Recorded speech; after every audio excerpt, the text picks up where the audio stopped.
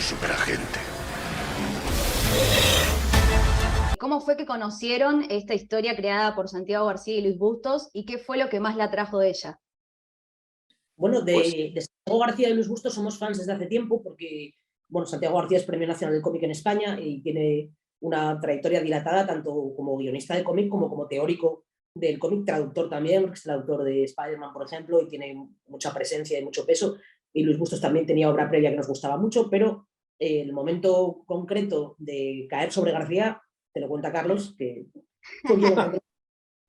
No, fue por David Rubín, que también es dibujante de cómic, dibujante de cómic español, que a mí me gusta mucho y también es guionista y ha trabajado en Marvel también y en DC. Y en Facebook, lo tengo de amigo en Facebook, y puso una reseña sobre García, sobre el cómic, y dijo que era el mejor cómic del Capitán América que había leído en su vida.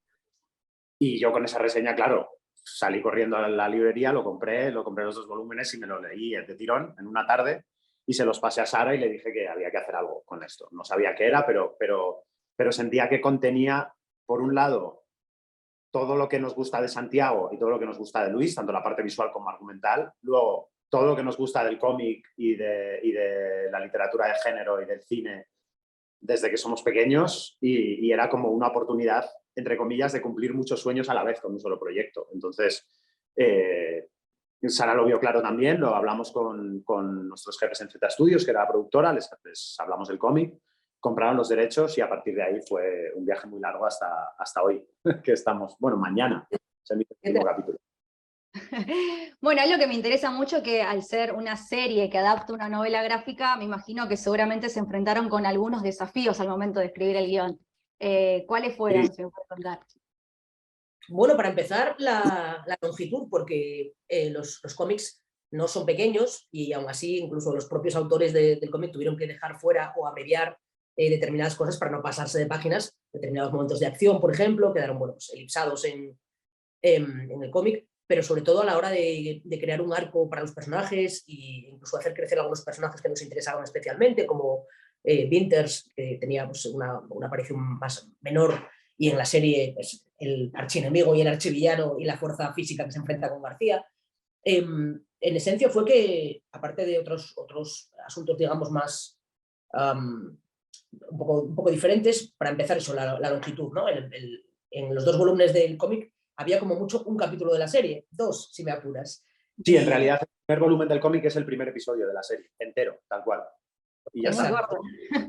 Y el volumen 2 son el resto de capítulos con un crecimiento y un desarrollo que le aportamos nosotros, hablando siempre también con Santiago y con Luis, para que la esencia de García, que era lo que nosotros nos había enamorado de García, no se perdiera, sino que al contrario, ¿no? Se esponjara como un buen bizcochito al horno y creciera. Y luego ya, pues evidentemente, cosas que funcionan en cómic, en papel, y no funcionan en audiovisual.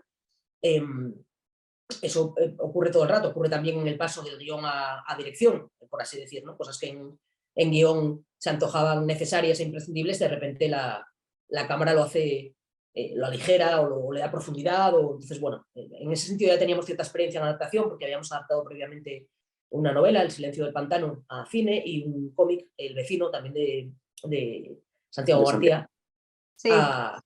para Netflix. Entonces, bueno, de nuevas no nos pillaba tampoco, así que era un reto, pero un reto que podíamos asumir y que lo hacíamos con gusto, además.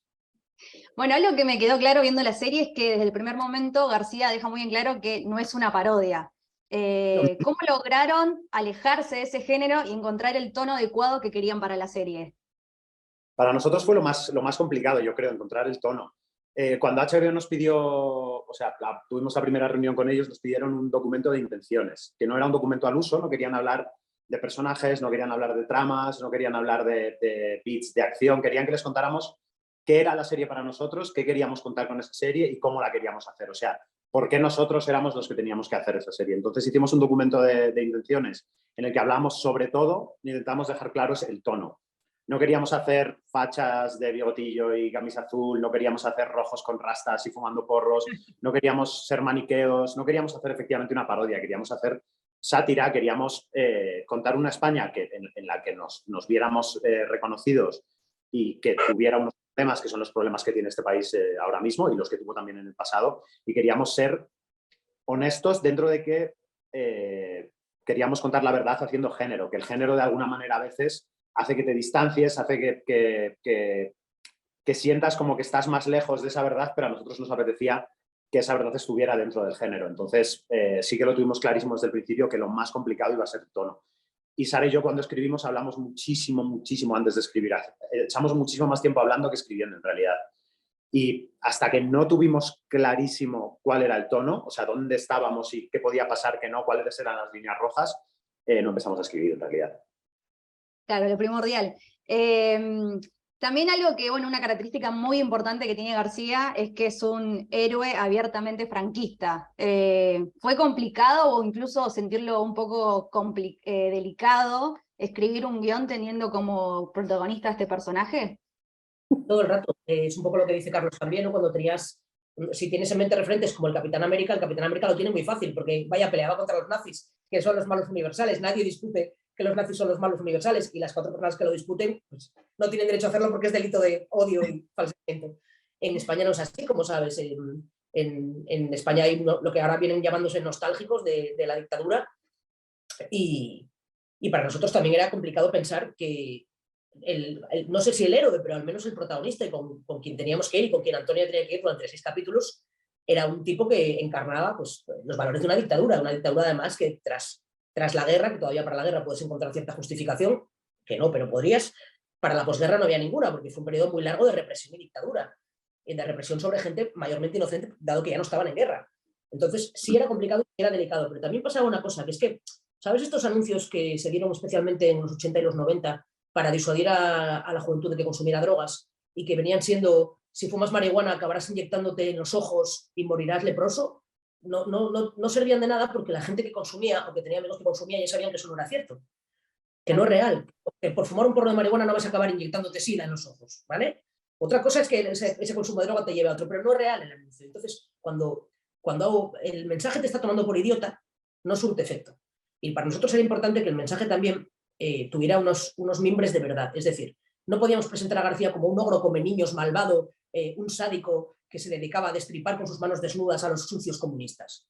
No, porque la persona que ve eso, que lee eso, incluso si no ha vivido en la posguerra, y nuestro público la mayor parte no lo ha vivido porque son más jóvenes, sabe que eso no es cierto. Que eso no es cierto, que su abuelo estuvo en la guerra y no era un tío que ahogara a niños con las manos desnudas, porque la mayor parte de la gente no lo fue. Cometieron evidentemente atrocidades y no las ocultamos. O sea, García es un asesino. Para mí es un héroe en esta aventura, pero es un asesino.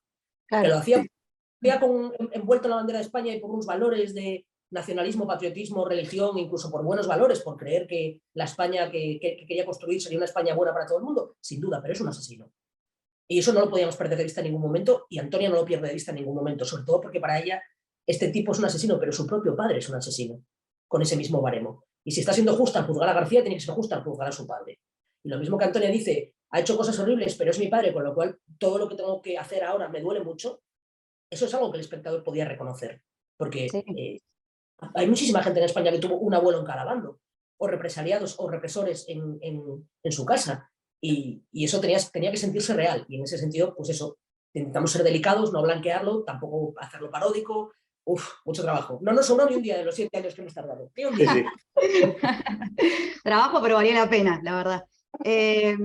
También siento que, bueno, García lo podemos ver como una serie de ficción, pero claramente nos muestra un país que está dividido y al borde del caos político, que es una realidad que se puede vivir tanto en España como en cualquier parte del mundo y en cualquier momento. ¿Cómo fue para ustedes trabajar, ¿no? Dar una visión al respecto de eso y trabajar con esa viñeta de la historia en lo que sería la parte política, ¿no? Que no solo representa a España, que claramente porque es la protagonista de la historia, pero bueno, a todo un mundo, porque puede pasar en cualquier parte eso.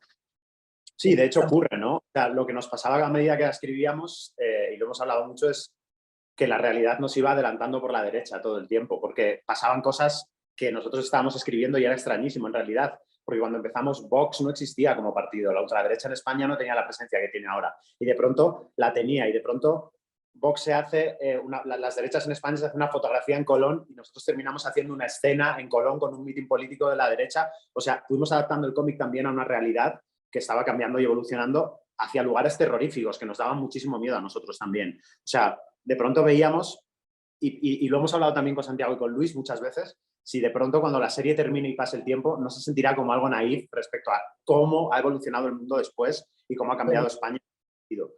O sea, yo sigo teniendo esperanza en que el sentido común y la moral de la gente termine ganando y termine colocándose en el lugar que debe para que todos seamos un poco más felices, pero da un poco de pánico ver qué cosas que has escrito y qué cosas que pensabas que no iban a ocurrir y que esa España dividida, que en realidad siempre lo ha sido, siempre hemos tenido dos bandos, pero nunca sobre todo el bando de la derecha, nunca se había posicionado de una manera tan evidente, con tan poco complejo, en lugares públicos y diciendo cosas que pensamos que no volveríamos a oír nunca en este país. Y de pronto las volvemos a oír y da mucho pánico, pero a la vez, y esto es la parte del trabajo que ahí está, es material para la ficción constantemente. O sea, nosotros decíamos, pues vamos a meter esto, o sea, este señor ahora es Santiago Abascal, o sea, vamos a usar ciertas referencias que son inevitables porque sí que queríamos hacer un espejo con la realidad, con García. No queríamos irnos a la parodia.